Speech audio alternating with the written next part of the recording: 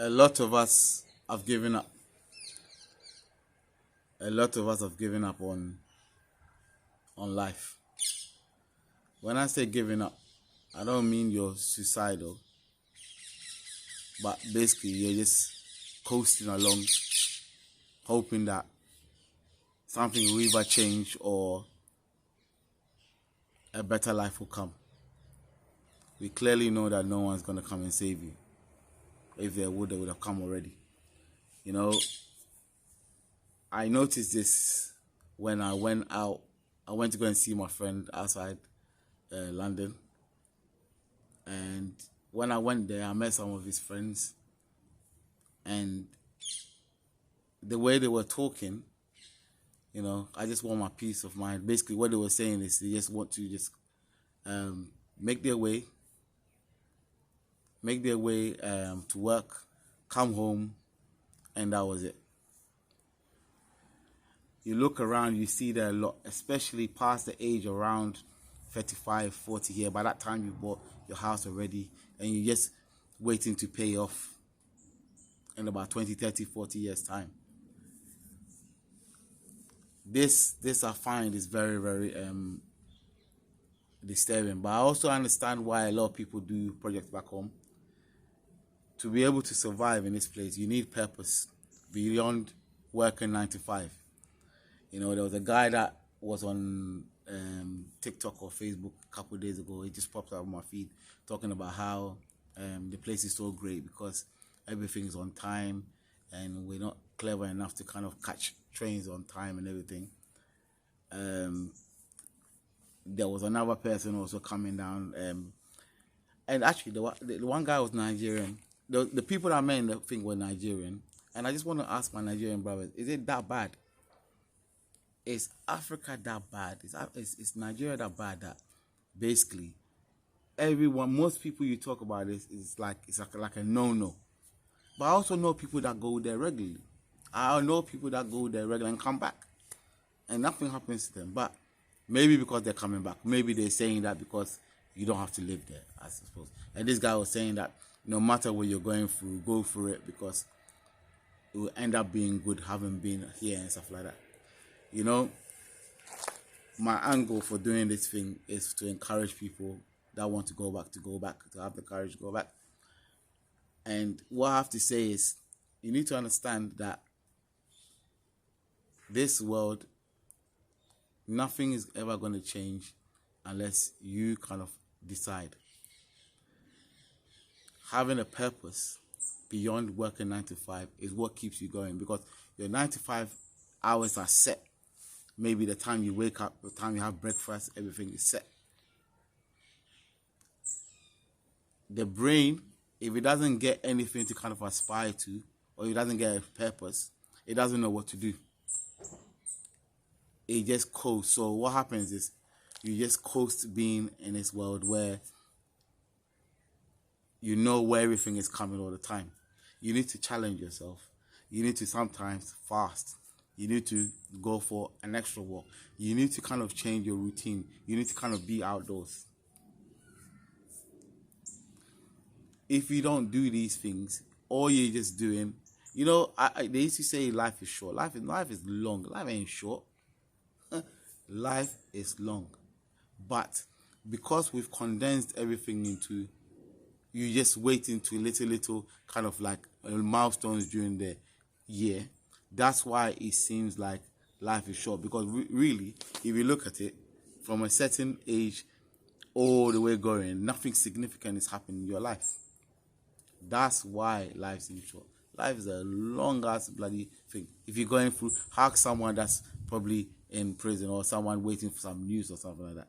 Life is long. It depends on how many different kind of milestones you have, different things you need to look forward to.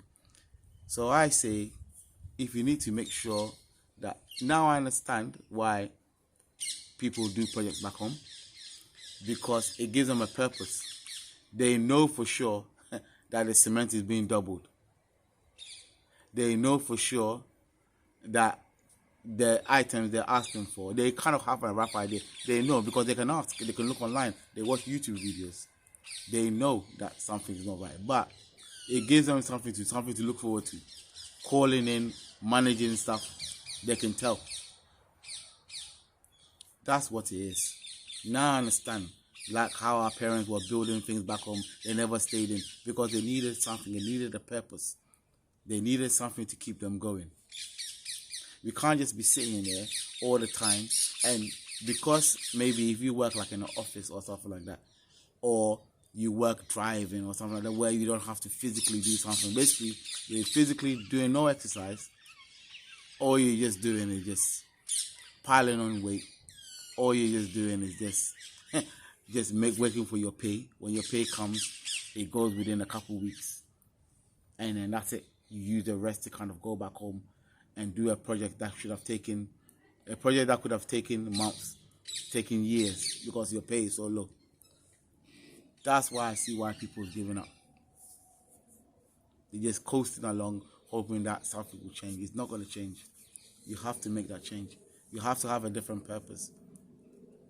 For people that are kind of from, Afro-Caribbean, or maybe, I don't know, if the people that Europe do these things, having something to kind of look forward to, these things keep you going. Now I understand why. I understand why people do these things.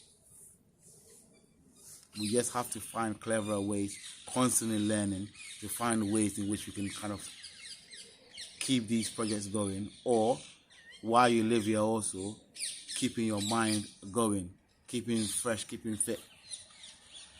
I'm trying to do the same thing as well. These are the little things that keep you going in this place. You have to kind of make sure that you have a bit of studying. So I noticed that a lot of people do studying as well. A lot of the ladies doing masters, PhD, because really what they're trying to do is keep their mind mentally going. Else, everything is set, everything is standard. So now I see it now. Now I see why people do it now. And you have to keep going. And a lot of people also are hiding behind their children, bringing up their children as well. Because basically their purpose is become hiding behind what their children want, taking them to school, doing the activities and everything, because themselves, they've given up. There's nothing to live for. You don't like the workplace. You don't really like the workplace. You're not really engaging people there. You're not even making friends over there. And that's what it is. That's what I understand anyway. So my angle to trying to mention this and to kind of make sure that people are aware of these things and what to look out for. So I have to have different purpose. I have to kind of do activities around here that breaks the cycle around here anyway, instead of just being on your phone all the time, watching TV and stuff like that. Let me know what you think, or what you go through to kind of keep your routine here going. And people go out. I'm sure there's a community for going out and everything. I tend not to be interested, but I understand why people do, because you need to socialize as well. But the amount of hours between school and hours that people have, I don't even know how they get to do it. But you need to force yourself to. Anything that means socializing as well is good. It doesn't have to be, it could be the park, Gym, I find is too solo, but if you can go with someone as well, you can do that as well, instead of just being in all the time. But let me know what you think, and let me know the kind of things you do to kind of like keep you going in the Western society anyway, especially for the ethnic minorities that before no.